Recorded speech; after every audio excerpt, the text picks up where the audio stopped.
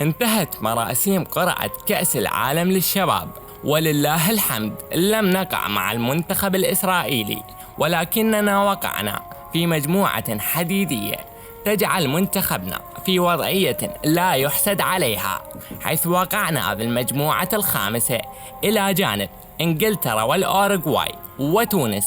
عن نفسي أتوقع أنه منتخبنا سيحصل على المركز الثالث وسيدخل في الحسابات المعقدة كالعادة. لا أريد التشاؤم، ولكن الواقع يفرض علي ذلك.